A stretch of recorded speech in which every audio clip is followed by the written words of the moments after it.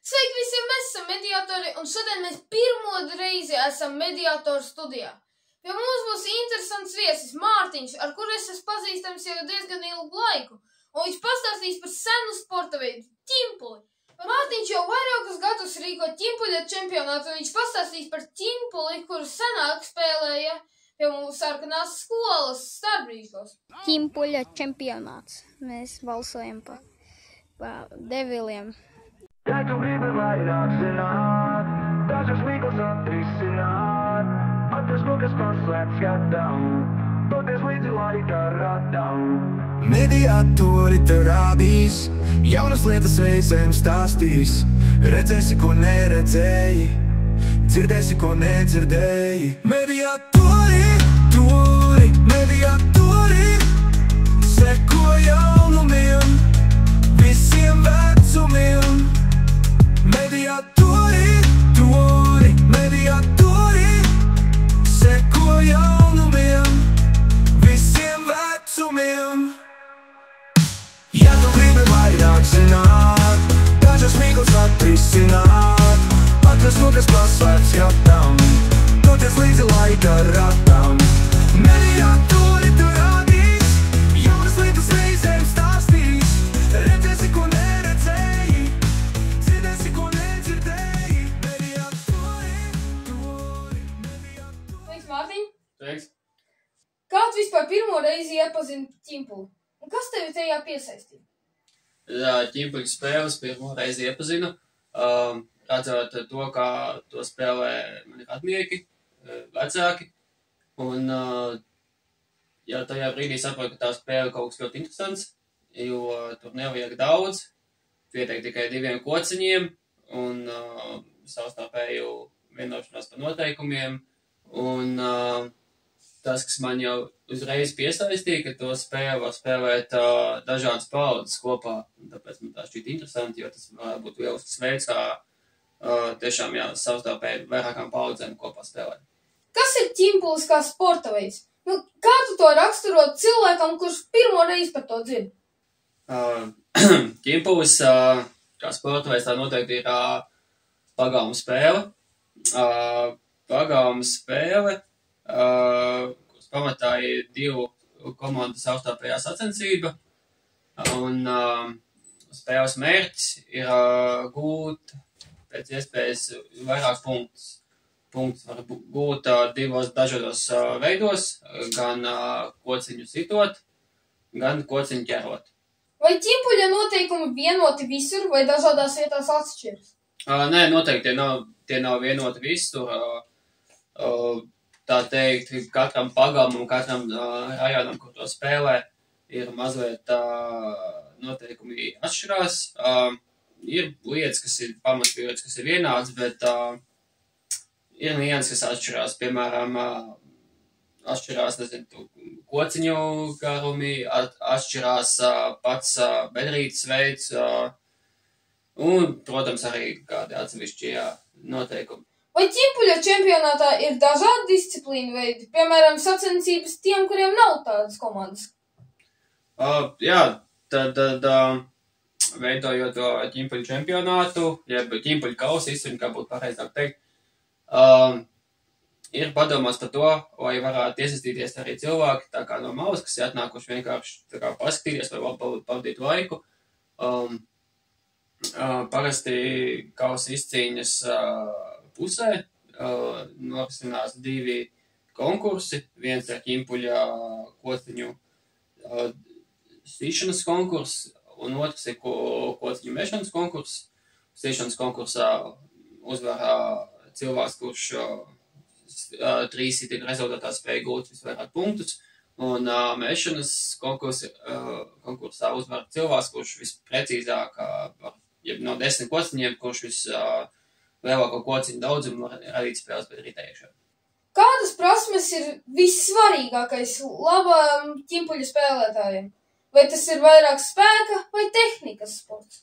Tam nevajag būt fiziski spēcīgam, lai būtu labs ķimpuļa spēlētājs. Tur vairāk, tas ir tehnikas jautājums, un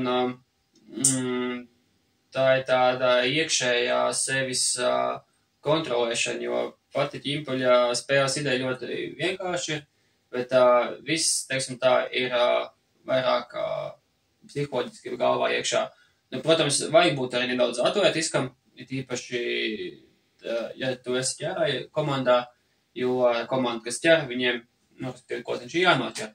Un, ja tu esi pietiekami izveicīgs un pietiekami ātrs, tu vari kociņu labāk arī noķert. Tā kā gan, es teiktu, gan, bet noteikti fiziskais faktors nav tas būtiskākais. Lai gan arī nepieciešams ir laba fiziskā sagatavotība. Nu, atkarībā, jā, ko tu gribi to spēlēt, ko tu gribi sasniegt, bet sev pavadīts laiks, vai tiešām tas ir, teiksim, ķimpuļa, ja tu vēlas izcīnīt ķimpuļa kausu, tev būs nepieciešama gan tehnika, gan arī laba fiziskā sagatavotība, jo, jā, tieši vajag noķert šos kociņus. Pašā kociņu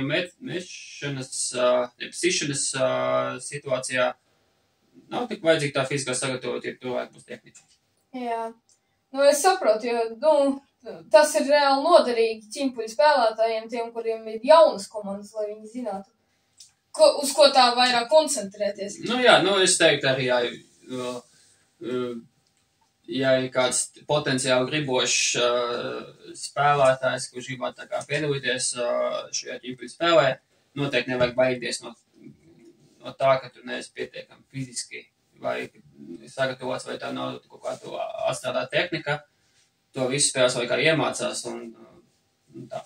Kāds ir treniņu process? Cik bieži trenējas cilvēki, kas gatavojas ķimpuļu čempionātām? Nu, šis ir tāds interesants jautājums, tāpēc, ka ir spēlētāji, kas netrenējas vispār. Godīgi sakot, arī es pats nespēlēju baigi bieži. Vairāk šo spēlu spēlējam kādās draugu kopā sanākšanās, kas ir kāds dzimšanas dienas, vai, nu, jau, principā, arī tikai tajā ķimpuļu čempionātā, ja kausa izcīņā, bet ir komandas, jā, kas mēģina, un spēlētāji, kas mēģina šīs uzlabot šo savu sīšanas tehniku, kas pie tā piestrādā, un, jā, ir patīkami redzēt to, kā gadiem spēlētāji paliek labāki, un arī tas ķimpuļa kausa izcīņas līmenis tikai ceļās. Vai ķimpuļis Latvijā kļūst populārāks? Kā tu redzi tā attīstība pēdējos gados? Pagaidām mēs to ķimpuļa kausa izcīņu ietveram tādā lokālā mērogā un aicinām pārspēt tās komandas, kas ir piedalījušās iepriekšējos gadus un aptaujāt savus radus un draugus, tad tiek rasti kādi jauni kontakti. Mēs necenšamies to sporta veidu baigi popularizēt, tā kā, piemēram, neliekam nekādas īpašās reklāmas vai afišas sociālajos tīklos. Tas viss saistīts ar to, ka ja šis tā kā ķimpuļa kausa izcīņa kļūtu lielāka, būtu nepieciešami vairāk spēles laukumi un vēl tā kā lielāks arī sagatavošanās process būtu noteikti krietni lielāks. Pagaidām ir labi tā kā iet. Tā kā uznāks vēlme, tad noteikti to visu pasākumu varētu arī popularizēt tālāk un ja būtu pieprasījums, bet tā pagaidām ir labi. Kas attiec uz pašu spēli, jā, es domāju, ka viņi kļūst mazliet populārāki, jo tiek iepazīstināta to ar viņu jauni cilvēki, un tā teikt, spēles noteikumi pats spēle tiek aizput arī uz dažādām vietām. Piemēram, viena no komandām brauc no Kuldīgas puses, no Kurzemes puses, un tajā, cik man ir zināms, ka tajā pusē īsti par to spēli nekas nebija zināms. Un, jā, tā kā tā spēle kļūst noteikti arī populārākā, tiek pārnest varbūt arī tajās paudzēs, kad uzzina arī jaunākās paudzes par to spēli. Un kā to šķiet, tā ir labā lieta, ka, piemēram, viņš kļūtu straujāk populārs, tā kā, daudz populārāk. Es uzskatu, ka noteikti, jā, jo tā ir, tas ir lielisks laika pavadīšanas veids, ārā un svaigā gaisā, un Tā ir noteikti laba vieta, kā saviedēties gan dažādām draugu grupām vai tajām pašām dažādām paaudzēm vai ģimenēm. Un, tas ir lielisks un aktīvs brīvā laika pavadīšanas veids, un kāpēc gan nepabildināt kādas dārza balīti, piemēram, ar šo spēli. Tas ir labs veids, kā izkustēties. Kāda ir atmosfēra čempionātā? Vai tā ir draudzīga, ģimeniska vai ļoti konkurētspējīga? Šeit noteikti būtu vienā vārdā būtu grūti atbildēt. Katram noteikti atmosfēra pēc saviem ieskatiem mazliet citādāki. Ir noteikti komandas, kas tiešām ļoti vēlas uzvarēt to īstenībā panākumu, tie gan jau vairāk koncentrējas uz to konkurēt spēju. Un spraigāk tajā visā iekšā ir komandas, kas vienkārši atbraukuši labi pavadīt laiku un atpūšās un izbauda to, ko tā diena sniedz. Un protams, čempionātā, kausa izcīņā ļoti daudz ir savstarpēji pazīstami cilvēki, ģimenes locekļi un tā kā noteikti atmosfēra ir ļoti ģimeniska. Mēs kā organizatori cenšamies arī visu pieņemt un noteikti uzsvērt to, ka cilvēki visu tā kā mājās un lieliski izbaudīt dienu. Kas šogad ir jauns čempionātā? Noteikumi izmaiņas, jaunas disciplīnas, jauni dalībnieki? Jāsaka to, ka katru gadu mēs ķimpiļu kausa noteikumus mazliet papildinām. Ir apkopot noteikumi, kas ir tā kā paši spēles pamatnoteikumi, kur ir aprakstīts tās tehnikas, bet tie piegājēji nosaukumi, zemīte, kuilīca, naudiņa, šie tie citie nosaukumi, aprakstīt pats spēles būtība un kas tev tur jādara. Un tad ir otrie noteikumi, kas ir ķimpiļu kausa izcīņas noteikumi, un vai to pagaumu spēli tiešām ielaukarās rāmjos iekšā, un vai viņai piedāvā to sacensību formātu, vai šī spēle būtu visiem vienāda. Tad ir tie kausa izcīņas noteikumi, un, kā jau teicu, katru gadu mēs viņus nedaudz papildinām. Šogad jaunums ir tas, kad ir noteikts gala auts, jeb iepriekšējos gadus bija tā, ka spēlētāji varēs izcīt, cik tālu grib, un punkts tā kā nebija ierobežots attālums, cik tālu vai mazo kociņu aizsīs, tikai noteikums bija, ka jāatrodas šīs sarānu autu robežās, taču šoreiz noteikts arī gala auts, jo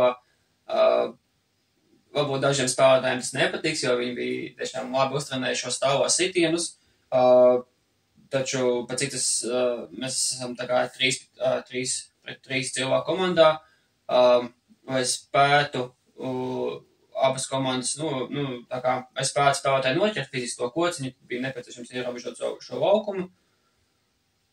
Tas ir tāds viens no tādiem būtiskākajiem jaunumiem, kas ir tā kā šajā gadā bija radies. Bet jā, tad pārsvarā katru gadu ir kaut kādi papildinājumi.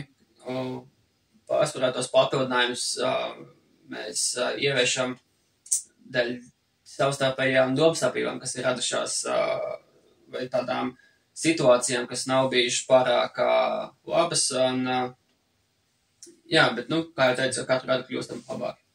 Kā var iesaistīties kāds, kurš grib pamēģināt, bet nekad nav metis ķimpuli? Tas ir pavisam vienkārši. Vispirms es ieteiktu tā kā iepazīties tam ķimpiļu spēles noteikumiem. Ķimpiļu spēles noteikums noteikti var atrast, es domāju, ka noteikti būs pieminējis savā video materiālā iekšā. Un nepieciešami ir 2 kociņi. 2 kociņi, tātad kociņš ir šis garais kociņš un īsais kociņš. Un, principā, tas arī viss. Mums gan ķimpiļu kausa izcīņā ir speciāla vedrīte, tā izveidota tāda doma, ka, lai spēles gaitā tā nemaina savu formu, viņa no metāla, un citādāk būtu tā, ka Ordināla spēles bedrīte ir vienkārši zemē ierakta tiešām bedrīte, kur ieliek šo mazo kociņu, un tad apakšā viņš šādi tā kā met uz augšu. Un jā, principā jā, tikai nepieciešams zināt apmēram, kas jādara. Un šie divi kociņi. Kociņi izgatavoti no Korintas krūma, jeb koka. Kāpēc no tā koka? Tāpēc, ka sitiena laikā veicot šo sitienu, vai šis kociņš tā kā ir pietiekami izturīgs. Un jā, tā jau tā teikt ir tādā sentā metāda jāno, kā tos kociņus izgatavot. Un tas arī viss. Ja grib savstarpēji pamēģināt tiešām šo sacensību formātu, kāds ir, sacensties, tad būtu nepieciešami vismaz 6 cilvēki. Var arī 2, var arī 4 cilvēki, bet, būtu vismaz 6 cilvēki. Manā pieredzē mēs esam spēlējuši arī kaut kādi 20 cilvēku to spēli, ka tiešām sadalās 10 pret 10 komandās vai tā. Un tas būtu arī viss. Principā, jā, tā spēles ideja tāda, ka vajadzīgi tikai 2 kociņi un vēlam to spēlēt. Cik gadus ķimpuļu čempionāts jau notiek? Es tikai saku, ķimpuļu kausa izcīņa tā būs pareizē. Ķimpuļa kausa izcīņa. Čempionāts būtu tad, ja mums būtu vairākas tā kā, posmi, bet kausa izcīņa tā kā tieši, kad šis viens datums gadā, ka mēs tiešām cīnāmies par to ķimpuļu kausu. Un ķimpuļa kausa izcīņa notiek jau 5. gadu. Un šis bija tāds pirmais zīmīgais pieturpunkts, ka mēs jau 5 gadus pēc kārtas esam spējuši savākties, norganizēties un vienu dienu gadā tiešām, pavadīt, jautru, foršu un aktīvu. Un, jā, tas viss aizsākās tādu ideju, ka kāpēc gan tādu spēju nepārvērst sacensību formātā, pieaicinot radus un draugus un tiešām kopīgi visiem pavadīt labu laiku, jo, ja, piemēram, tas būtu kāds cits sporta veids, nezinu, basketbols vai badmintons vai futbols vai kas, būtu ļoti grūti pierunāt tieši šīs vecākās paudzes cilvēks vai arī netik vecs cilvēks, bet vienkārši, kur nejūtās tik ļoti fiziski pārliecināti par sevi, ka viņi būtu gatavi tagad visu dienu spēlēt kādu sporta spēles. Un šis tāpēc ir tā kā tieši ļoti labs arī tas sporta veids, ko, tev nevajag neko daudz vai viņu uzspēlēt, un beigās, jā, tad sanāca tā, ka dažādas paudzes, labprāt, piedalās. Un, jā, kaut kā tā. Un visbeidzot, kāpēc ķimpuls ir tik īpašs tieši tev? Šī spēle man uzrunā to, ka viņa tik ļoti vienkārši, bet tajā pašā laikā spēja radīt tik daudz labas emocijas un azartu. Un noteikti man īpaši arī to, ka es esmu dzirdējis stāstus, kā to spēlējuši mani vecāki un jā, man ļoti patīk tā pati spēles ideja, ka tev vajag tikai nepieciešami 2 kociņi un visu, un tev tā kā neko tev vairāk nevajag, vai gūtu labas, foršas emocijas un labi pavadīt laiku. Paldies par interviju, Mārtiņ! Jā, paldies! Jā.